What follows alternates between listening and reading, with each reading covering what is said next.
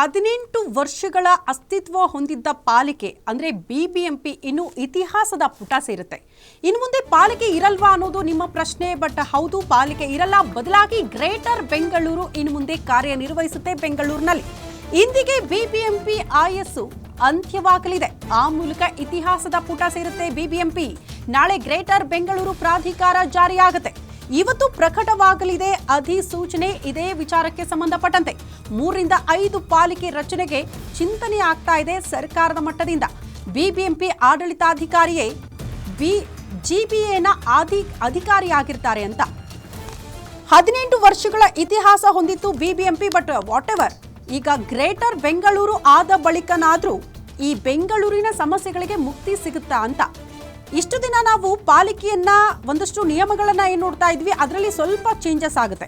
Almost ಈ greater Bengaluru ಸರ್ಕಾರದ ಅಧೀನದಲ್ಲೇ ಇರುತ್ತೆ, ಸರ್ಕಾರದ ಹಿಡಿತದಲ್ಲೇ ಇರುತ್ತೆ. ಯಾರು ಬೆಂಗಳೂರಿನ ನಗರಾಭಿವೃದ್ಧಿ ಸಚಿವರಾಗಿರ್ತಾರೋ ಅವರೇ ಉಪಾಧ್ಯಕ್ಷರಾಗಿರ್ತಾರೆ ಈ ಗ್ರೇಟರ್ ಬೆಂಗಳೂರಲ್ಲಿ ಅಂತ. ಮತ್ತೊಂದು ವಿಚಾರ ನಾವು ಗಮನಿಸಬೇಕು, ಬೆಂಗಳೂರಿನ ಅಷ್ಟೂ ಶಾಸಕರು ಕೂಡ ಇದರಲ್ಲಿ ಸದಸ್ಯರಾಗಿರ್ತಾರೆ. ಅವರ ಆಡಳಿತದಲ್ಲೇ ಗ್ರೇಟರ್ ಬೆಂಗಳೂರು ಕಾರ್ಯನಿರ್ವಹಿಸುತ್ತೆ ಅನ್ನೋದನ್ನ ಕೂಡ ನಾವು ಗಮನಿಸಬೇಕಾಗುತ್ತೆ. ನಿಮಗೆಲ್ಲ ನೆನಪಿರಬಹುದು, ಬಿಜೆಪಿ ಮತ್ತು ಜೆಡಿಎಸ್ ಮೈತ್ರಿಯಾಗಿ ಅಧಿಕಾರದ ಚುಕ್ಕಾಣಿ ಹಿಡಿದಾಗ ಎಚ್.ಡಿ. ಕುಮಾರಸ್ವಾಮಿಯವರು ಮುಖ್ಯಮಂತ್ರಿ ಆದಂತಹ ಸಂದರ್ಭದಲ್ಲೇ ಈ ಬಿಬಿಎಂಪಿ ಜಾರಿಯಾಗಿತ್ತು. ಬಟ್ ಈಗ ಬಿಬಿಎಂಪಿ 18 ವರ್ಷಗಳ ಇತಿಹಾಸ ಹೊಂದಿತ್ತು. ಬಟ್ ಅದು ಇನ್ನು ಮೇಲೆ ನೆನಪು ಮಾತ್ರ ಬೆಂಗಳೂರಿಗರ ಮಟ್ಟಿಗೆ. ಇನ್ನು ಮುಂದೆ ಗ್ರೇಟರ್ ಬೆಂಗಳೂರಿನ ಸಮಸ್ಯೆಗಳನ್ನು ಅಥವಾ ಮೂಲಭೂತ ಸಮಸ್ಯೆಗಳನ್ನು ನಿವಾರಿಸುವಲ್ಲಿ ಗ್ರೇಟರ್ ಬೆಂಗಳೂರು ಕಾರ್ಯನಿರ್ವಹಿಸುತ್ತೆ ಅಂತ 3 ಹಂತದ ಆಡಳಿತ ಇರುತ್ತೆ. ಯಾವ ರೀತಿ ಇರುತ್ತೆ ಅನ್ನೋದನ್ನು ಕೂಡ ನೀವು ಗಮನಿಸ್ತಾ ಇದ್ದೀರಾ. 2014ರ ಸೆಪ್ಟೆಂಬರ್ 22 ಬಿಬಿಎಂಪಿ ವಿಭಜನೆಗೆ ತಜ್ಞರು ಒಂದು ಸಮಿತಿಯನ್ನು ರಚನೆ ಮಾಡಿರ್ತಾರೆ. ಅದಾದ ಬಳಿಕ ನಿವೃತ್ತ ಮುಖ್ಯ ಕಾರ್ಯದರ್ಶಿ BS ಪಾಟೀಲ್ ನೇತೃತ್ವದಲ್ಲಿ ಆ ಸಮಿತಿ ಕೂಡ ರಚನೆಯಾಗುತ್ತೆ.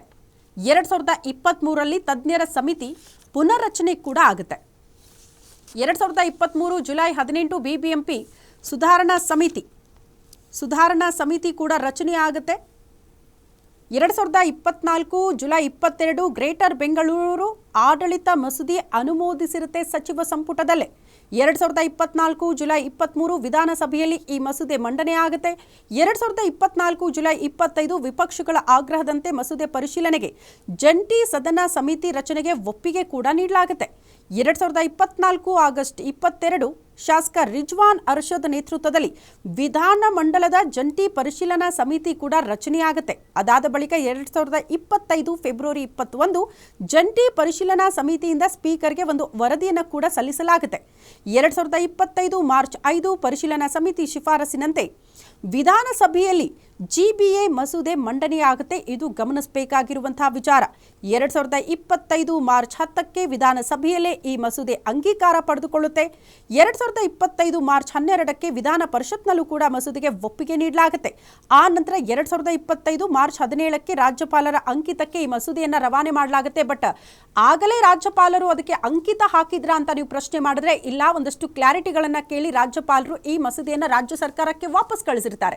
ಬಟ್ ಅದಕ್ಕೆ ಒಂದಷ್ಟು ಕ್ಲಾರಿಟಿಗಳನ್ನು ಕೊಟ್ಟು ರಾಜ್ಯ ಸರ್ಕಾರ ಮತ್ತೊಮ್ಮೆ ರಾಜ್ಯಪಾಲರಿಗೆ ಈ ಮಸೂದೆಯನ್ನು ಕಳಿಸಿದಾಗ ಕೊನೆಗೂ ರಾಜ್ಯಪಾಲರ ಅಂಕಿತ ಬಿದ್ದಿದೆ ಈ ಮಸೂದೆಗೆ.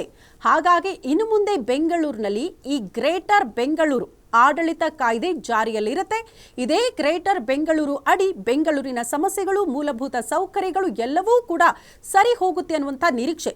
ಪಾಲಿಕೆಯಿಂದ ಆಗದೇ ಇರುವಂತಹ ಕೆಲಸಗಳು, ಬಿಬಿಎಂಪಿಯಿಂದ ಆಗದೇ ಇರುವಂತಹ ಕೆಲಸಗಳು ಇನ್ನು ಮುಂದೆ ಗ್ರೇಟರ್ ಬೆಂಗಳೂರು ಆಡಳಿತ ಕಾಯ್ದೆಯಿಂದ ಆಗುತ್ತಾ ಅನ್ನೋದು ಬೆಂಗಳೂರಿನಲ್ಲಿ ವಾಸ ಮಾಡ್ತಾ ಇರುವ ಪ್ರತಿಯೊಬ್ಬರ ನಿರೀಕ್ಷೆ. ಅದೆಲ್ಲದಕ್ಕೂ ಕೂಡ ಉತ್ತರ ಕೊಡಬೇಕು ಅಂದರೆ ಹೇಗೆ ಕೆಲಸ ಮಾಡುತ್ತೆ, ಏನೆಲ್ಲ ಇಂಪ್ಲಿಮೆಂಟ್ ಮಾಡ್ತಾರೆ ಕಾದು ನೋಡಬೇಕಾಗತ್ತೆ.